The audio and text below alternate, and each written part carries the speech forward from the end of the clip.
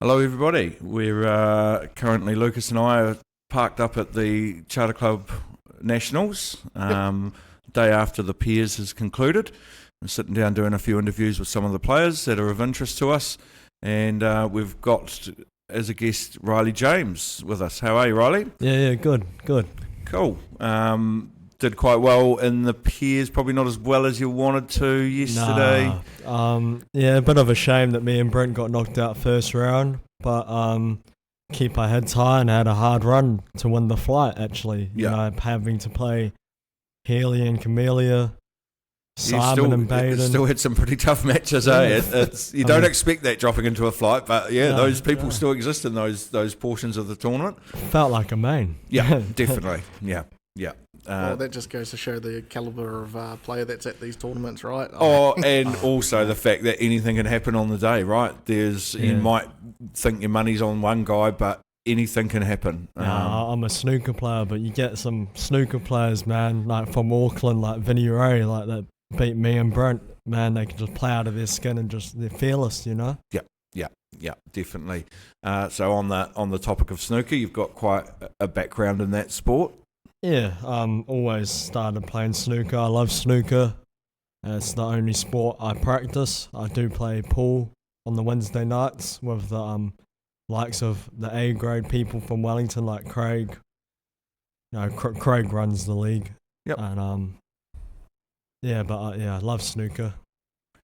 It's good. Don't lose focus of that. I think that's very beneficial for either side of your game, whether it be snooker or pool, to continue with snooker.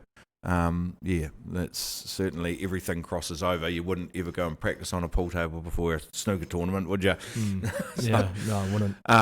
So you're based in Kapiti Coast? Yeah, Kapiti, Parapaumu. Yep, very nice. Good pronunciation, like it. Unlike mine, sorry.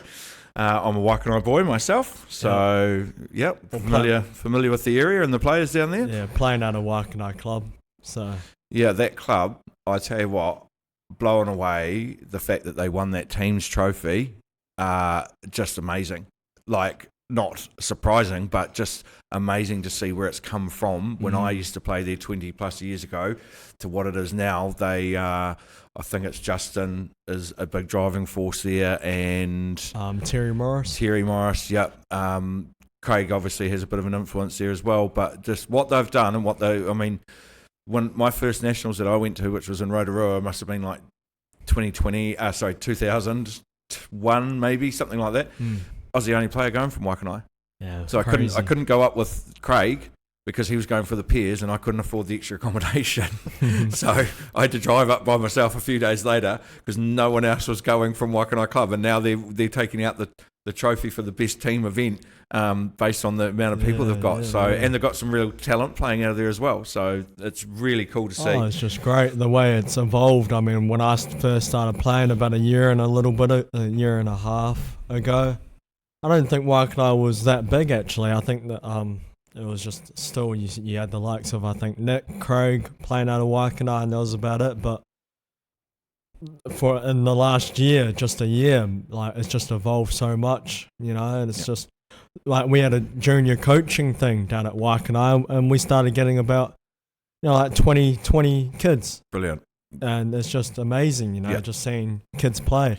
And another good one is Vince Tate's junior coaching school. I mean, he's getting like 70 kids. Yeah, wow. Yeah, we're going to hopefully have a sit down with Vince at some stage over the next couple of days. That's good. That's really good, because that was something that was lacking back when I was involved with the Waikanae Club. It was a bit more of a social aspect, I suppose you might say, and the emphasis wasn't really on the competition, and the decent players had kind of moved on to other clubs, which I ended up doing as well. But it's really good to see. So big ups to the Waikanae Club and the hard work that I know must be going in behind the scenes to keep that flourishing. So good on them all for supporting it. So like you mentioned, quite new to the sport of pool, 8-ball. Yep. What are your thoughts? Oh, You obviously like it to a certain extent. You're at just about every tournament that I go to. I love pool, especially at tournaments. I love playing pool. Don't like practicing it though. No, depends. I definitely wouldn't practice pool by myself, because I think it's a waste of time just playing by myself.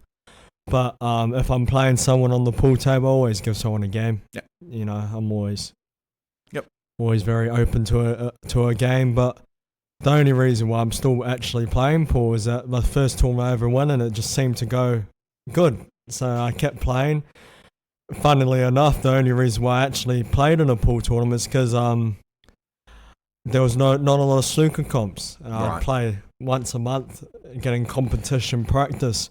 And my coach, Stan Bunn, said to me, you know, try your luck in a pool tournament. And, you know, it's good for the competition practice, you know. That's right. Yeah, get your head in the right space and under pressure.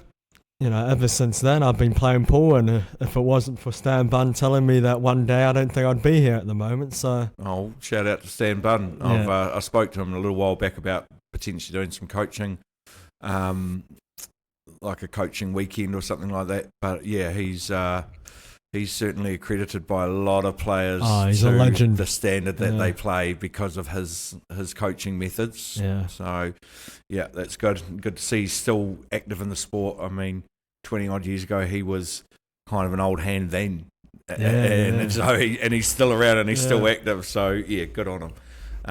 So what age were you when you first started playing snooker? 8.5, somewhere around 8 years old. Yeah, I was 8 years old, and just one day I saw my dad playing playing snooker against some random club player, which actually took me on board and started coaching me at the early first stages. And you know, I said to my dad I really wanted to play snooker. It looked like a fun game. Well, I mean, sometimes it's fun. I've never enjoyed it. I don't enjoy losing that much. And the first time I ever picked up a cue, I just, you know, I wasn't miscuing. Right. And I think that was a sign for my dad. I didn't have a clue what's going on. And just somehow potted a long ball on a snooker table, and my dad said, you have to start playing. Good. Well, that's what a good call on your dad's behalf, right? I remember the first time I played on the snooker table, and it was bloody useless. I mean, I think it took us, me and my friend that we went on the snooker table, probably like 2.5 hours to finish a frame. It was terrible. Yeah, it's a tough game. And it's a very annoying game sometimes. Like, I just don't like the length of time that you got to sit in your seat for when someone's racking up, even just a 40 or a 50. At least an 8 ball, it's only going to be 3 or 4 minutes if they're clearing on you, and then you're probably going to break, right? Yeah. So a lot more active. And so highest break? 122 in tournament. My highest in the tournament's only 97. Okay, right. And where was your 122 in practice? Practice, right? Yeah, I was at the club. I don't play a lot of frames because I don't have no one to play with on the snooker table, so I just play by myself every day. But I think I can definitely beat a 122. Yeah, I think it definitely will come. Yep. And so when you say you play, where are you playing? Club Vista. Oh, yep. Yeah, yep. Down on the beachfront there. Yeah. Yep. Beautiful club. Yeah. Yep. How many tables have they got now on the snooker side of things? 3. 3. Right. And 3 really good tables, surprisingly, because they hold no tournaments, but we have someone that runs the adjunct, and he looks after the table day in and day out. Great. And it's just amazing what he does. And it makes such a difference, doesn't it? Having a well-groomed, well-prepared table. I think that's where we're lucky at the Commerce Club in Hamilton. The tables are kept really well. They're level, they're fine-tuned, they're groomed regularly, and it really makes a difference to your standard of play. There is another club that I've been to where just the balls were dirty. Like filthy, they were sticky, and it was in a sort of a humid environment.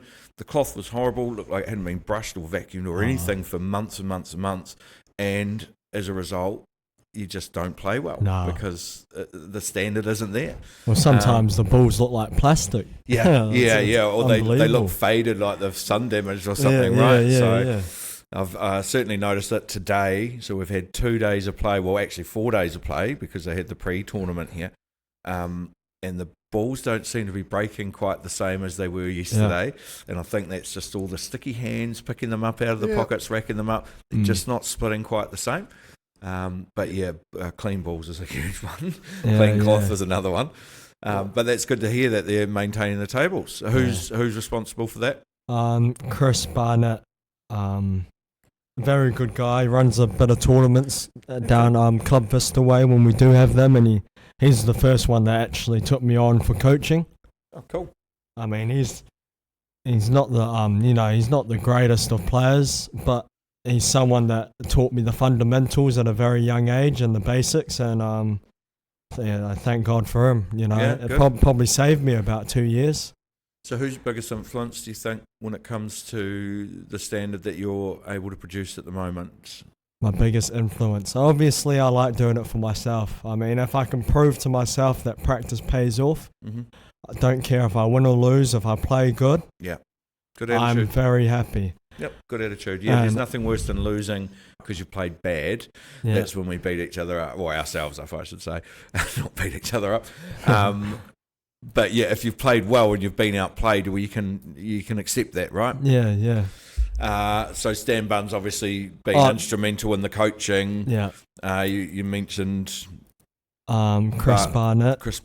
I understand you're having a few games on a fairly regular basis with Craig Steinmetz as well. Oh, yeah, that's on the pool tables though. Oh, was it? Oh, I thought it was snooker. Nah, couple frames here and there. Oh, okay. I play with Nick Spears on the snooker table. That's the only really time we're going to hit. Sometimes I play with the likes of Cody Turner. Mm-hmm.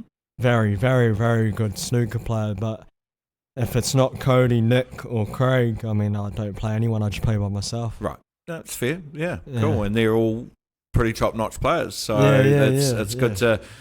You don't get any enjoyment out of an easy beat. So obviously you understand the importance behind that. Yeah. So that's good. And Nick Spears is doing something within the pool scene at the moment as well. Q Sports. qsports.co.nz, I think. Yep. Q Sports NZ. Yeah, it's good to see someone who's doing something like the likes of you guys, promoting the game. That's what Nick's trying to do. Yeah, just trying to make it bigger and better, really. I mean, if what I don't know if what we're doing is adding to that as such, but it's giving us something to. We feel like we're doing something at least, anyway. Yeah. But yeah, it's good to see Nick's sort of focused on trying to up the game as well. It's quite a strong scene down your ways, really, which never used to be the case. So you're kind of a bit spoiled in a sense. Yeah. That's good. The North Island is very we got a lot of good players.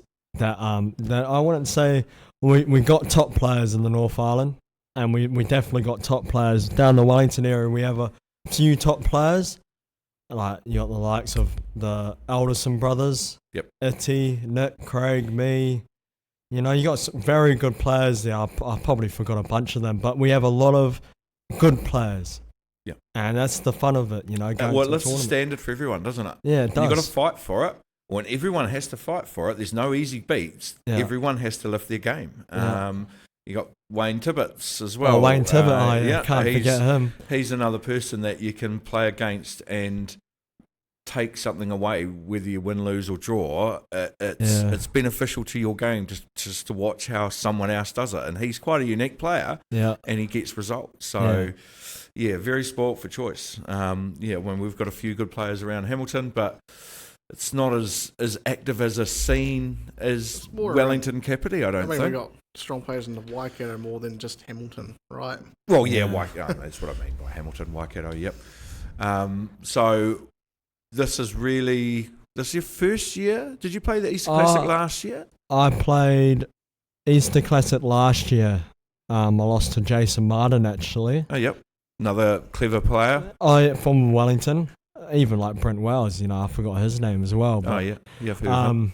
I lost to Jason Martin in the Easter Classic in my first ever year, and I was just a bit clueless. It's like I didn't have a clue what I was doing. I was trying to pot the balls. Just pot the ball. Put the balls in the hole. Win the go. Easy. Yeah. And somehow I ended up snooking on the black. Don't know how that happened. No, well, we never do it. Jason Martin, he's one of those players that's an all-rounder. Yeah, right? He great knows player. every aspect Yeah. of the 8-ball side of things. Yeah. Is he's not here, eh? Nah. Is he overseas at the moment? I know Oh, he's he might talking be. about doing a trip. Yeah. A trip. I think he's doing a cruise or something or other. So Yeah. so that didn't go so well for you last Nah, year. it This didn't. year you got to the final. Yeah, lost to Defaria, Brett the- Defaria. Yeah, what was the score there? Because 5-4. 5-4. Yeah, I think it was 5-4. And it wasn't the greatest final, I must say. It wasn't. Yeah, it didn't go your way. Like, no, it didn't. Things seemed to be going a little bit against you, but no disrespect to Brett because he played really solid. Yeah. So you're up against a machine as well. So I must say, Brett definitely must have played better to beat the people before he beat me, because he didn't play as good against me and I didn't play very good against him. Yeah. And it was a pretty scrappy final, but he played the likes of Baden. Yeah.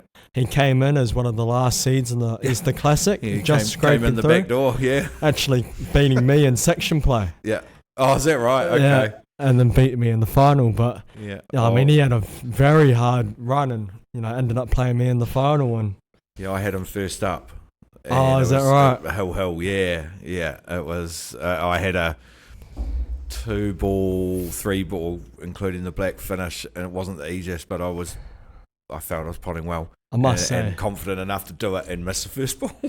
I think Brett Defaria has the biggest break I've seen in New Zealand at the moment. Yeah, he's breaking well and consistently well.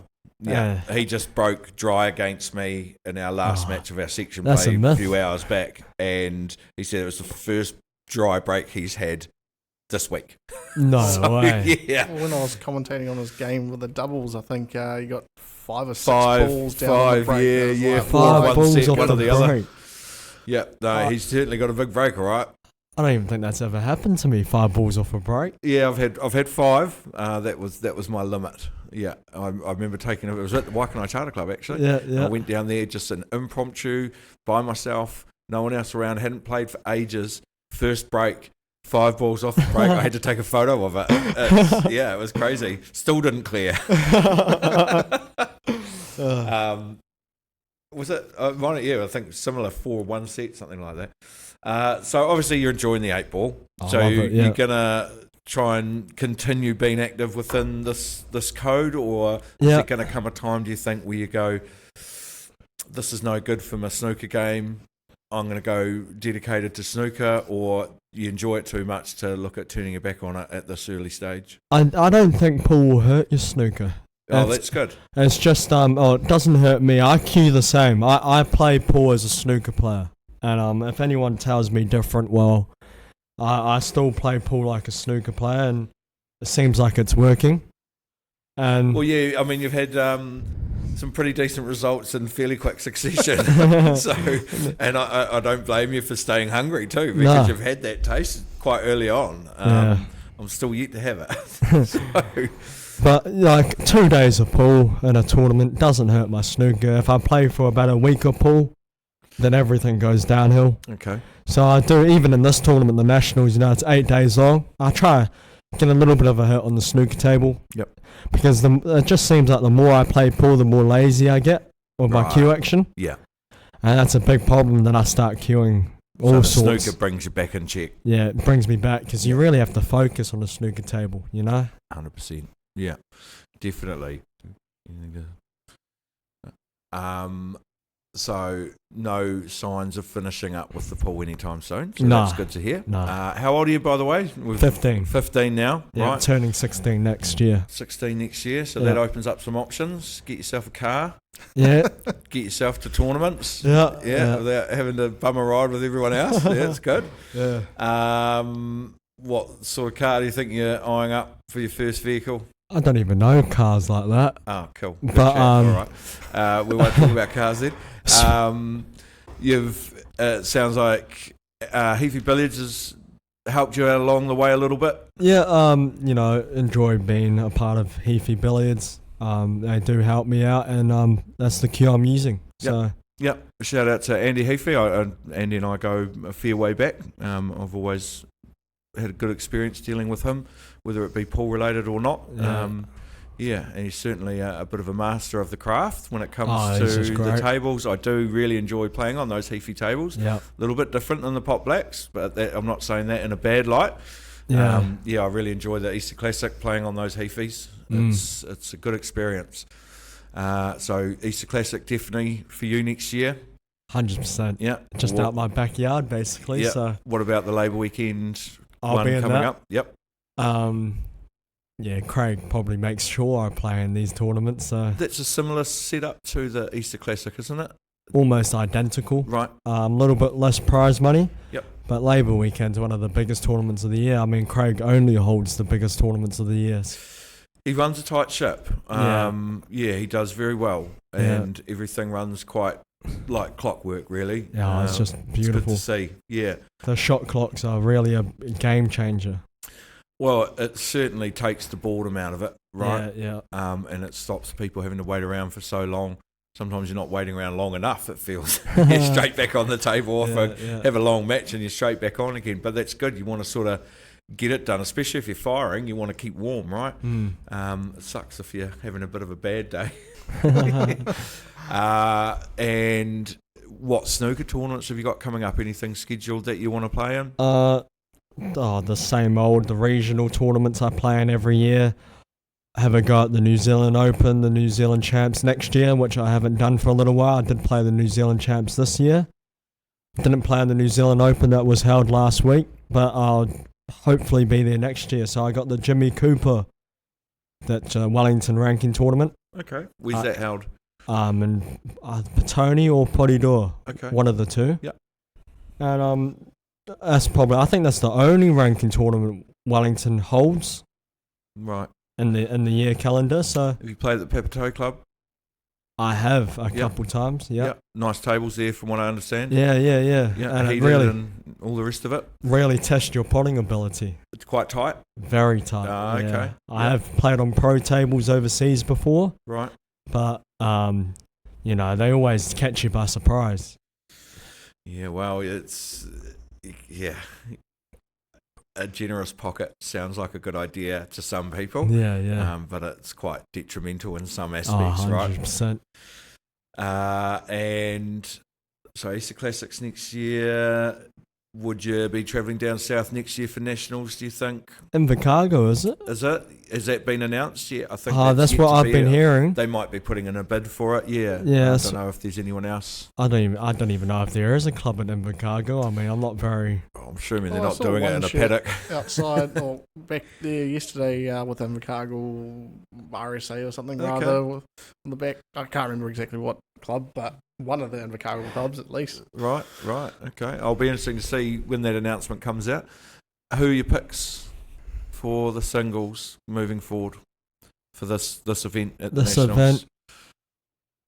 Just being me, I'd say myself. Yeah. I definitely have the likes of Adam Lilly. You won't be playing anyone in the final, or? Oh, Adam Lilly. Okay, so you're Adam Lilly in the final. No. I mean, you can't take Adam Lilly out of the picture. He's on form, isn't he? He really is. He's just winning everything. It's unbelievable. There's nothing. You can't say anything negative about the way he approaches everything, because it's just so good. It really is. You got my partner Brent Wells. Yep. Simon Singleton. You got some. I think is Phil Wilkinson supposed to be in this? Ooh, Not exactly sure. I've heard rumours, but yeah, I don't want us to be spreading false information, so we might leave everyone hanging on that. I don't know when they're going to actually release this recording, so it might be after the fact anyway. But I've heard rumours that he could be potentially back in time and filling one of the spots that's available. Well, if it's Phil Des Blair, I don't know if Des Blair is playing. Des is not playing. No, that's a shame. Yeah, which is a real shame, because I think he brings a lot to the game in way of. He does. He's an advocate for the sport, and he's passionate about it, and he's a great cueist, and he's a good guy. So, it's a shame to not see him at as many tournaments as he once used to attend, but. Hey, it's his choice, and I believe he's shooting clay things now. That's one of his main hobbies. Yeah. So but hey, can't stay in it all the time. He's still very capable. I think there's heaps of people that can win it. South Island people, people from the lower North Island. I mean, there's so many people that can win on a pool table. Yeah. And it's very unpredictable. Well, the draw will make a massive difference, right? So once all the section play business is out of the way, then the predictions might be a little bit more accurately gauged. But yeah, we'll see. It's hotly contested this year. I feel there's a bit of pressure on some players, and there's a bit of rivalry between some players. So yeah, it'll be interesting to see how it plays out. Obviously, we'll be streaming as much as we can. I know that because we've already finished the first session, and Adam Lilly not doing too well in the section. I think he's still through, but he did get a 3-0 loss, which is very surprising to hear. Well, there's also been some chat about there being a bit of merit in dropping a match and not having that bye straight up. So for anyone listening that doesn't quite understand how the section play works and how the rankings work or the qualifications work, the higher you qualify, so the more points you accumulate throughout your section play, the higher you are seeded for the post-section draw. And because of the numbers, how they work out, if there's how many players we've got? 290 players. Something like that. So you've got to do a draw for 512 effectively. Is that right? Oh, no, because it's only half go through anyway, so 256. 256, so 288 players at this tournament, 256. Yes, half the sections go through. So anyway, the higher you place, the more likely you are of having a bye, which means you are through to the next round by default, but your first match that you play will be against someone that's just come off a win. And there's been a bit of chat in how detrimental that can be, coming in cold. You've been waiting around at the club for maybe an hour, and this guy that's just come straight off the table with a win is playing a cold player. So that I don't think that's going to affect Adam at all, other than the fact that there's a likelihood that he might meet a bigger name in the earlier stages. Well, it does mix around the draw, doesn't it? Certainly does. Yeah.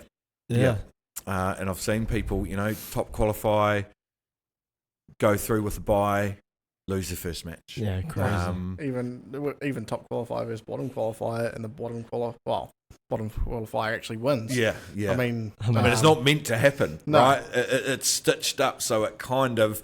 So number 1 and number 2 seed are effectively meant to go through and meet in the final, but it doesn't often happen. It really doesn't. Well, like me and Brent lost first round on the pairs. Yeah. Top qualified, number 1 versus Vinny Ray and I think it's Daz McKay. Right. And lost 4-3 and man, they were playing good, Yeah. And we couldn't do much about it. Yeah. We did play a few shots that didn't go our way. But you can't ask for much more. No, Sean Biggs and I, we played Tara Jackson and Krista Lee first up, post-section, and we got destroyed. Absolutely destroyed. 4-0. They didn't miss a pot. That's crazy. They did not miss a pot. They missed a couple of positional aspects, but everything they tried to pot went in. Krista Lee sunk a hell of a black that I probably wouldn't even have thought about attempting, and she just cut it in so clean. They were playing so well, and that brings me to another point. Actually, the amount of the female players that went quite deep within this tournament for the peers side of it. So Krista Lee and Tara have been one. Jojo Coleman and her partner Chris Geary, doing really well. 20 odd years ago. Plus, that wasn't really a thing. Like it did happen, but there were only a couple of the female players that were that good, and now it's becoming a lot more common. So I think it's such a good thing for the sport. It's just great. You know, even like the likes of Camellia, doing better than actually beating me in the Super League Nationals and getting really far. Don't know if that's a massive accomplishment on Camelia's behalf. No, beating her, is it? No, she won tournaments like the Ian McGuinness. She won the Ian. That's exactly what I was going to say. An open full of absolute killers, and destroyed them all. Yeah. So it's really good to see that that female competitiveness becoming more and more common throughout the sport, and it's not such a male-dominated sport anymore. I think it's really, really good for them to carry on and keep rivaling like they do. It's good for the sport. It's good for everybody. It really is. All right. Well, is there anything else you wanted to ask, Lucas? No, I mean, you've pretty much covered it all, and Cool. All right. Well, that probably went a little bit longer than what I had anticipated. Riley's meant to be a bit of a brief one. But thank you for sitting down and having a chat with us. And we'll let you know when we've released it, and you can share it to all your friends and your mum and dad and go, hey, I'm famous now. Yeah, I'm sure there's plenty more interviews in your career. Yeah, well, be interesting to see if Riley's picks for the singles is right. So Riley and Adam Lilly in the final. We'll see what happens. All right, thanks for listening, guys, and we'll catch you on the next one. See you guys.